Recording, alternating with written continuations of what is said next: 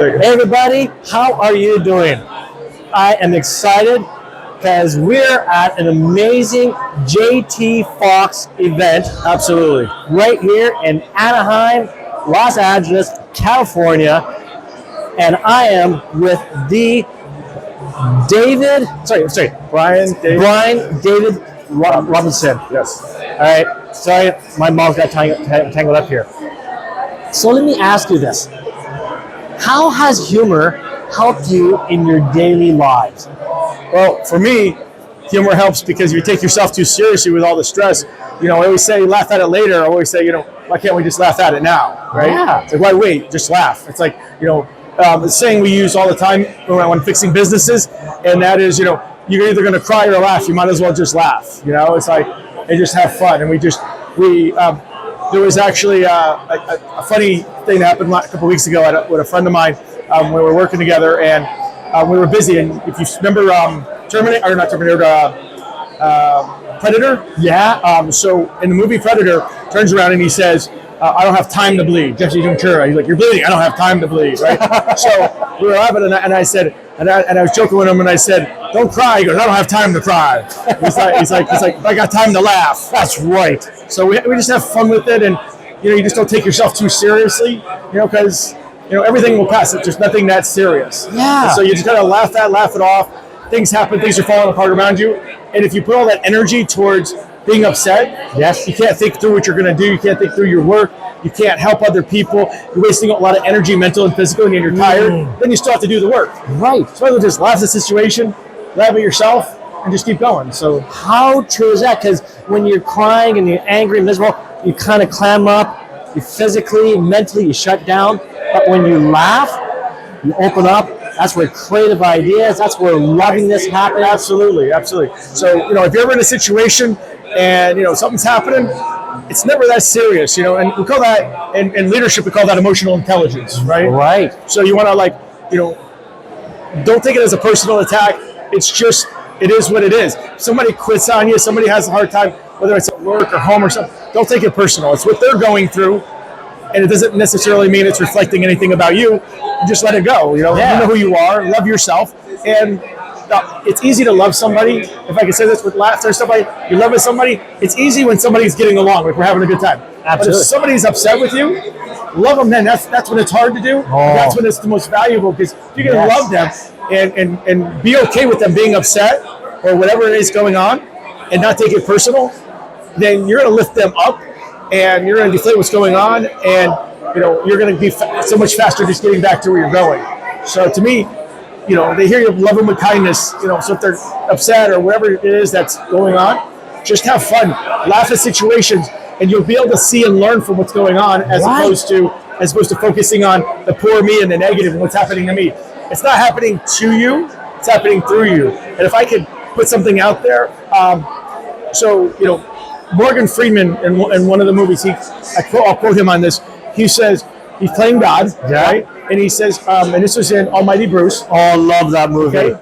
And so it was one of those, and he says, when God comes to you, right? He's like, and you pray for, to be forgiven, or you pray to forgive others. Is he gonna just give that to you, or is he gonna put you in a situation so you can forgive other people, right? So you can grow. And so same thing. Something happens. It's not happening to you. It's happening through you. And so you can grow and learn to laugh at things and not take things so serious. So to me, that's important. That whole Morgan Freeman, it's kind of like, instead of giving a fish, in which you feed a person for a day, you're going to teach them to fish. Yeah, teach them to be more like God. So right. Wow. So he's giving you that. He's giving you the experience so that you can apply it. Yeah. And if you don't apply it, he's going to keep giving that experience so you can apply it and learn to apply it. It's like anything in life. A skill is so valuable, right? To learn how to cook, to learn how to help people, right? When you have that skill, nobody cannot take that away from you. Right. And when you have that skill, not only is it helping you, it's also helping others, which that makes us a big, happy family where we all look out for each other. Absolutely. That's exactly it. Wow. I love this. And I got let me see what we're doing here. Good time here. Good. Oh, perfect. Okay. So I got a question here for you because you're very intelligent and you've been offering a lot of great wisdom. He's too kind. I'm going to pay him some money for that one. Here you go. Why didn't the Queen wave with this hand? Why didn't she wave with this hand? Yeah, why didn't she? Why? Because it's mine. I like that one. That was good. I like that one. It's a pretty handy joke, I gotta tell you. And we were talking about this earlier a little bit. You were talking to other people about the event that we had today. Yes. And JT's the Mega Success event with JT Foxx. I'm going to tell you, it's amazing. I have been to a lot of venues. I've been to a lot of speakers. I've been to a lot of things, and I've been talking to JT Foxx for about on and off about 2 years, right? Okay. Mentoring me and stuff. And I'm going to tell you, the quality of the people that are at this event that are all about helping each other and like how we met, and just being kind, and everybody's trying to level each other up is so different than other places. Everybody just we were talking about that earlier. Everybody just wants something from you. Right, is that mine? Is that mine? Exactly. And so everybody's like, how can I help you? And vetting each other out. But if you're coming with kindness and caring, everybody's looking, or how can I find a way, or how can I connect you with somebody else here that I might have met, so that we can help each other to grow. And so that's been a great event. And I want to share this to something we talked about earlier. Please. You were asking me, we were talking when we first met, and you were asking me about what did I get from the event? Like what? Like there was a nugget of information. Yes. And I can tell you this: there's many nuggets of information that were fantastic. Cool. I mean, nonstop. But if there was one resounding thing that each of the speakers that came to talk about, and JT and everyone else, the resounding one, and it got the most applause, in my opinion, from any, was just what we were talking about being kind. One of the speakers had mentioned, and we can go on the list of everybody, but had mentioned that, when you have an apartment complex, right, and you fix it up and you're building, rebuilding everything, they're there to take care of your tenants, right? Take care of them. They're not tenants, they're residents, right? They're there to stay with you.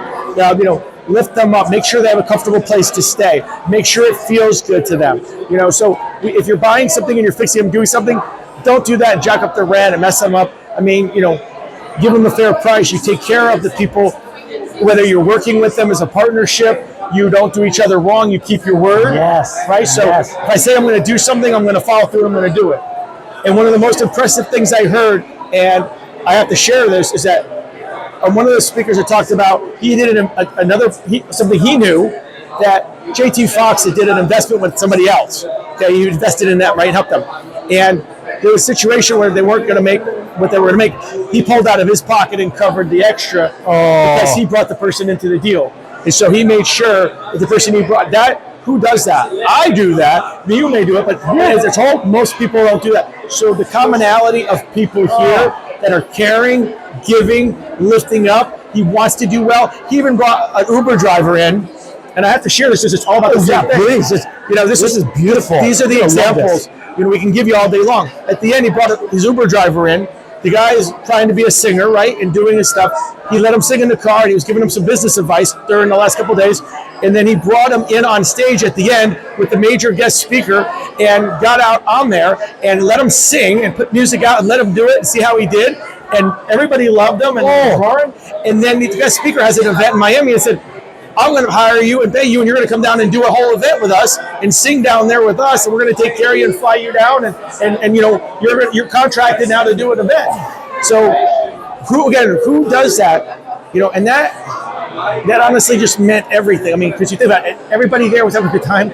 Everybody, and I'll tell you, nobody there was jealous of him. Everybody was excited and cheering him on that he was able. And the speaker said, I want to ask you one thing. I want to tell you something.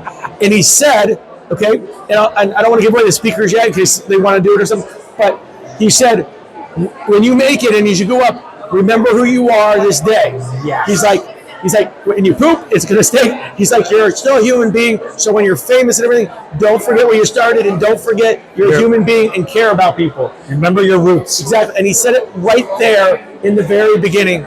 And I mean, that right there says a lot, So they're constantly doing that. They're constantly that's the message the entire time. You know what I really love? The whole message, because this is the end of day 2 and tremendous amount of hours.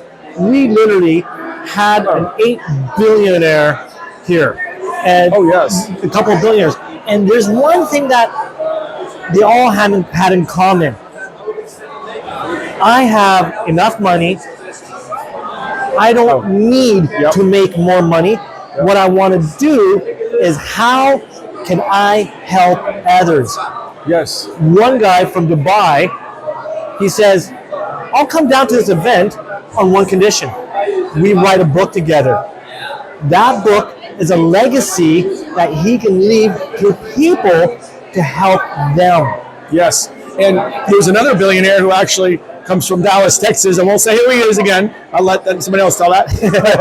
He was there, and he said, listen, he goes, I'm not going to even give you his age, but I'm going to tell you, he's a little older than me. And he turned around and said, in my first so many years, and I'll let him tell the story if he wants, but you may see it out there, so I don't want to steal it. But he goes, I was fixing companies and selling them, and I've sold a ton of them, and he's made billions of dollars. Okay? And he says, but now I want to be in business for the next 10 years before I want to retire. He goes, and he has the money, and he's, wealthy billionaire. But he said, I want to spend my next 10 years helping the people here. I'm not going to help any companies anymore, the corporations and all those people. He goes, I'm going to help the people that are in this room, and I'm going to help the people who are trying to make it there, and I'm going to mentor them, hold them accountable. I'm going to lift them up, and he's going to love them and give them that tough love and get them to where they can be up there. And so that speaks to character, and that's what they're all about. Character. Okay, you got to be a good person. You got to be willing to help others. You got to have a great work ethic. Okay, you can't be lazy. You got to put the time and effort in. Okay, but they're going to stand with you. So that has been this whole event. And again, I turn around restaurants and businesses for a living. I coach. I do business coaching. I do a lot of things. People know me from TV a lot of times as Chef Brian. Without the hat, you might recognize me. I'll tell you, from cooking and so forth. But I'll tell you this. I do that model when I help people and when I help businesses and I help the staff and employees and I do things for them. This is the same message, and this is what you got to get through and what's so important here. So keep that. I really wanted you guys to know that. So whether that's put it on a second tape or not, just wanted you to know. So I want to challenge all of you this, because I always talk about the ripple effect of how one smile, like a smile campaign, where it can change the lives of others, because we don't know what we go through. So my question to you, my challenge to you is this: how can you help somebody? And here's the thing: when you help somebody, please do not expect anything in return. Yes. Do it because you want to see a better goodness for this world. Absolutely. And with that, if you're going to somebody, if you want to be successful, don't come with your hand out. Find somebody and ask, how can I help you? What do you need? That's been this event. We talked about that earlier. Yeah. What can I do to help you? What are you looking for? What do you need? And you do that, you go around, people are going to see your character you're trying to help. That's what you want to leave. You know why? Because you do enough of that, somebody's going to come around and help you as well. Absolutely. And then it'll come back to you. You know what? You just reminded me of a core value that I made up a statement many, many years ago. Okay. And I don't think I ever showed it with you. Here's my statement. What's your statement? When we all help each other, our own needs will be met. Absolutely. So, Absolutely. And again, it's not like we want to do something because we want something in return, but when we help that person, help that person, help that person, one day, when you're stuck on the side of the road because you forgot to fill up the gas tank, true story, someone will be there for you to help you. Absolutely. So, and the more people you go around helping, you might help 15, 20, 30 people, and all of a sudden you make a connection with somebody, and there it is. So get the practice in, get out there doing it. Don't talk about it. It's not tomorrow. Do it today. Okay. You can see we're both grown men here, and we were just talking before we came here about how we help a homeless person. Guess what? When I see a good deed happen, I've done it for myself, help people out. When I finish helping that person, I get in my car, I thank God there's not a camera there, because I'm crying like a baby. It's like, That was me the other day. Yep. I just impacted somebody's life. Right? It feels so good. Oh, it does. When you walk away and you know that you made a difference. Yeah. You know, and you know, and a lot of people in my past would always say, you know, they're believing something for God and they're waiting for it to drop down.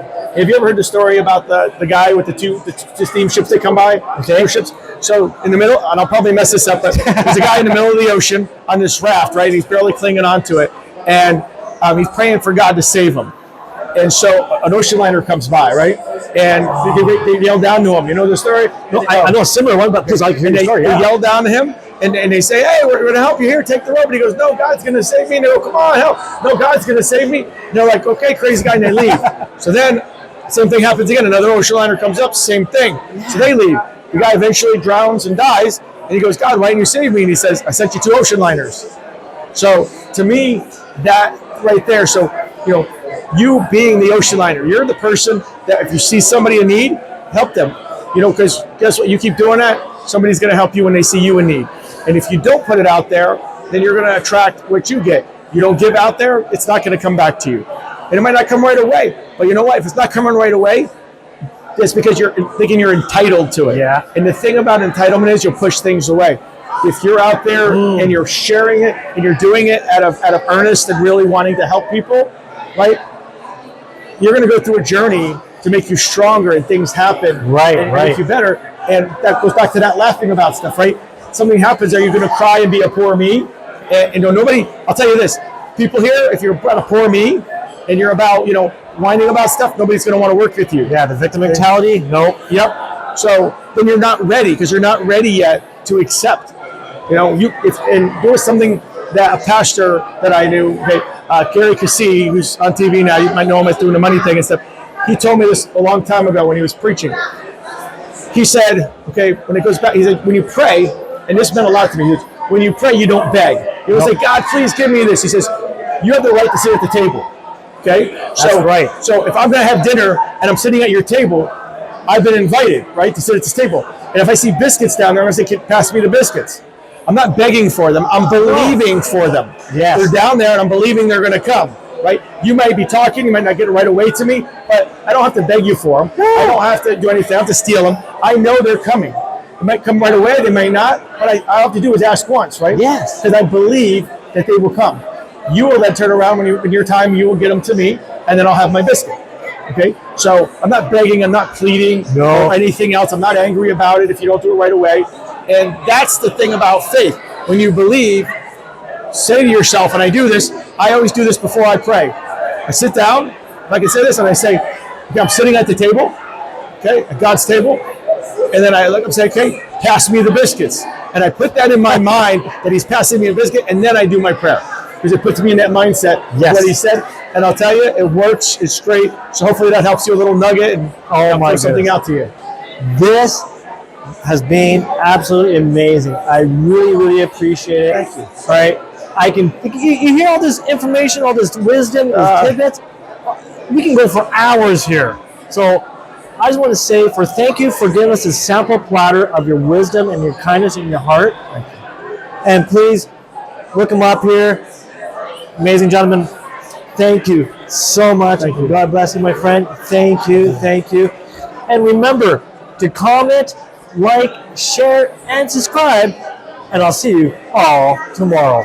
Absolutely.